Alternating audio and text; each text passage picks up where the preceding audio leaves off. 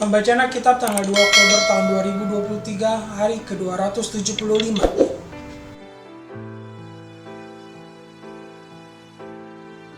Hakim-Hakim pasal 14.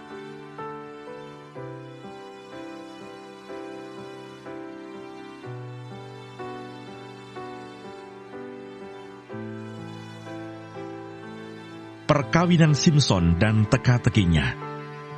Simson pergi ke Timna, dan di situ ia melihat seorang gadis Filistin.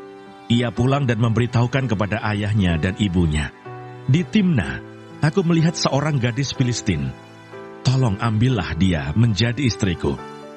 Tetapi ayahnya dan ibunya berkata kepadanya, "Tidak adakah di antara anak-anak perempuan sanak saudaramu, atau di antara seluruh bangsa kita seorang perempuan, sehingga engkau pergi mengambil istri dari orang Filistin, orang-orang yang tidak bersunat itu?" Tetapi jawab Simson kepada ayahnya, "Ambillah dia bagiku, sebab dia kusukai."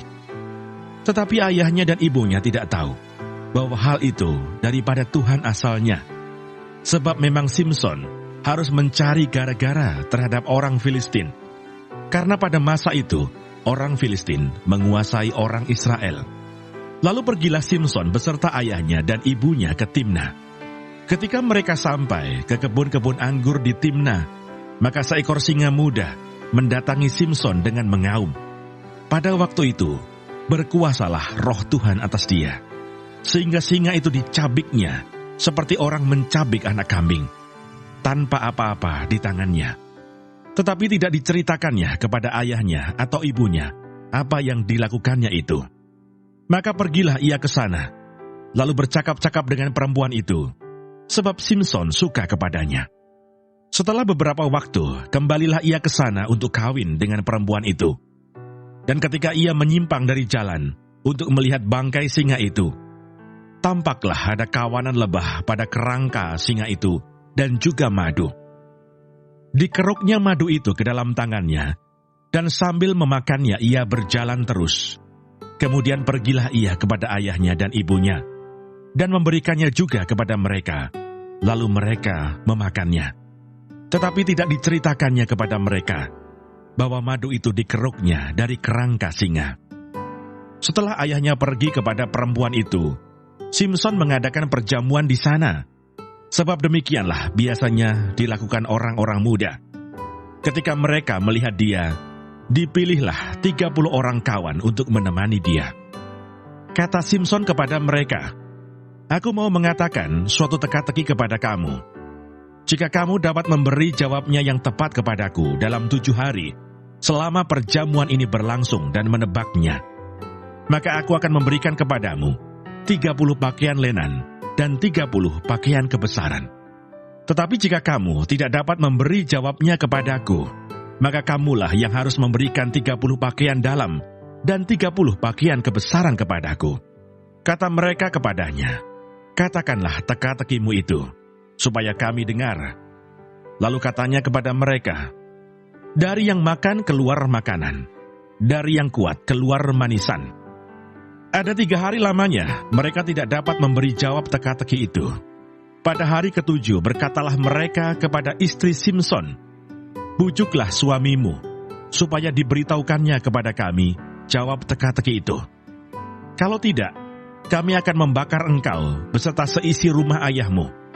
Apakah engkau mengundang kami untuk membuat kami menjadi miskin? Tidak, bukan?" Lalu menangislah istri Simson itu sambil memeluk Simson, katanya, "Engkau benci saja kepadaku, dan tidak cinta kepadaku. Suatu teka-teki kau katakan kepada orang-orang sebangsaku, tetapi jawabnya tidak kau beritahukan kepadaku."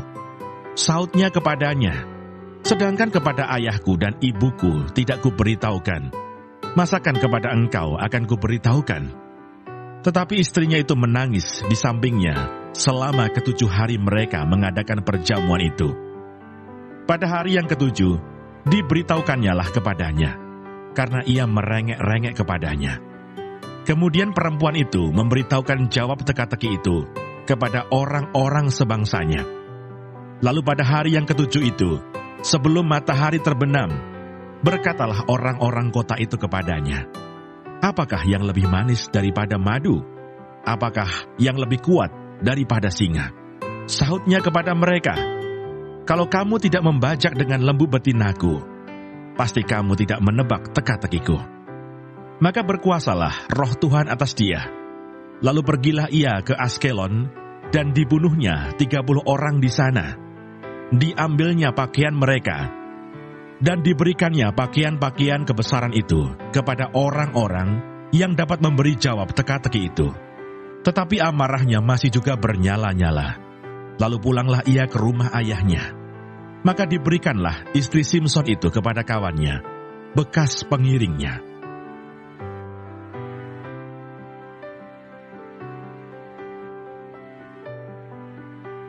Mazmur 28.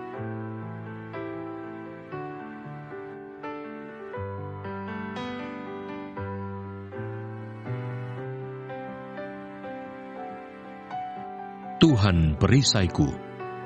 Dari Daud. Kepadamu ya Tuhan, gunung batuku, aku berseru. Janganlah berdiam diri terhadap aku.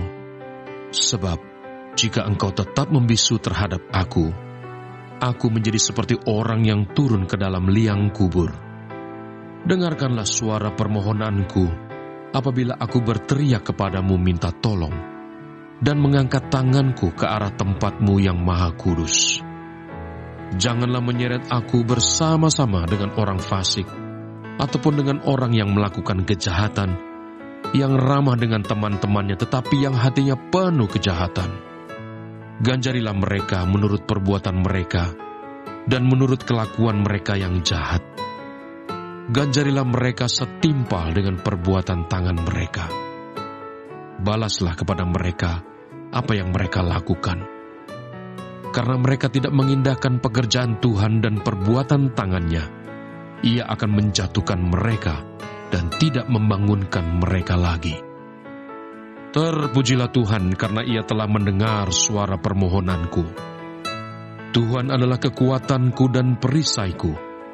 Kepadanya hatiku percaya. Aku tertolong, sebab itu beria-ria hatiku. Dan dengan nyanyianku, aku bersyukur kepadanya. Tuhan adalah kekuatan umat-Nya dan benteng keselamatan bagi orang yang diurapinya. Selamatkanlah kiranya umat-Mu dan berkatilah milik-Mu sendiri. Gembalakanlah mereka dan dukunglah mereka untuk selama-lamanya. Surat Paulus kepada jemaat di Filipi, pasal 1.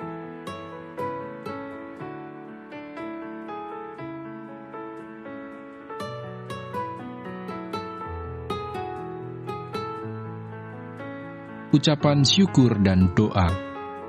Aku mengucap syukur kepada Allahku setiap kali aku mengingat kamu, dan setiap kali aku berdoa untuk kamu semua, aku selalu berdoa dengan sukacita.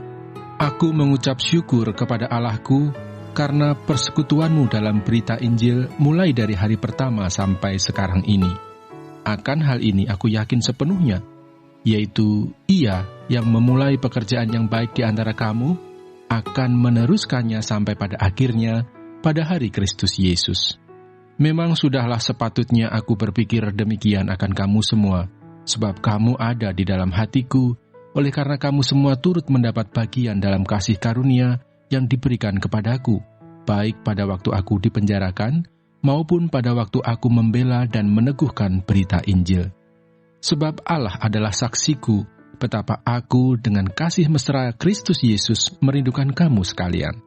Dan inilah doaku, semoga kasih-Mu makin melimpah dalam pengetahuan yang benar dan dalam segala macam pengertian, sehingga kamu dapat memilih apa yang baik, supaya kamu suci dan tak bercacat menjelang hari Kristus, penuh dengan buah kebenaran yang dikerjakan oleh Yesus Kristus untuk memuliakan dan memuji Allah.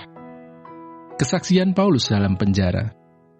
Aku menghendaki saudara-saudara, supaya kamu tahu bahwa apa yang terjadi atasku ini justru telah menyebabkan kemajuan Injil, sehingga telah jelas bagi seluruh istana dan semua orang lain bahwa aku dipenjarakan karena Kristus. dan kebanyakan saudara dalam Tuhan telah beroleh kepercayaan karena pemenjaraanku untuk bertambah berani berkata-kata tentang firman Allah dengan tidak takut.